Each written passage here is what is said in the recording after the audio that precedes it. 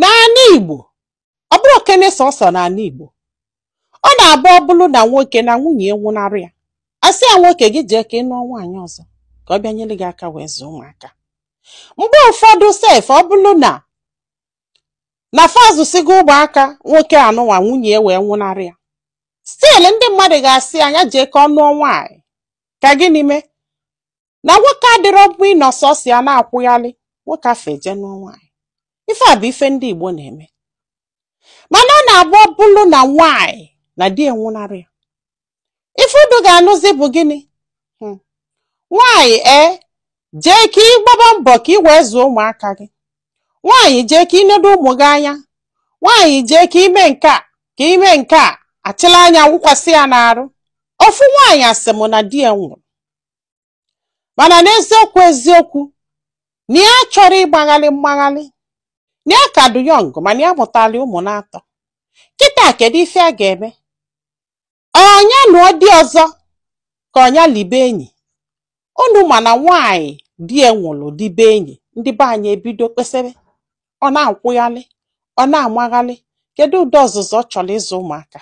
Kedu ife ọ na-akụziri ụmụ ya? Ife a ka ndị mmadụ ga na-ekwu. Ife a na-ekwu ọ bụ asị? Ife a bụ eziokwu. Mgbe gboo, ndị gboo dobele ife anụnwa maka na ọ na-abụ ọ bụrụ na nwaanyị na di ya nwụọ, nwanne di ya ekuchie nye.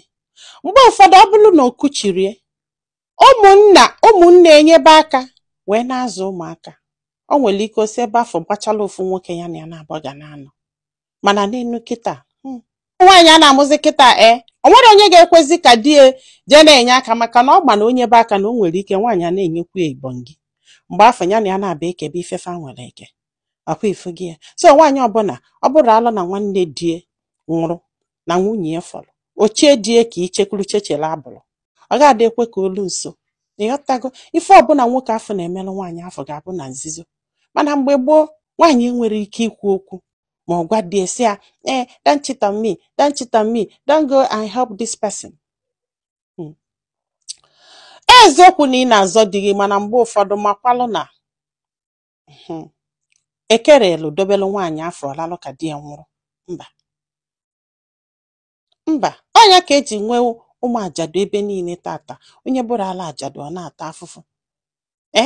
Even ka m gwazia gị kịta anụnwa na ife na-emezi kịta sef na ọ bụrụ na enwe ajadu, nọ ndị outsiders na-abịa enyela ajadu aka.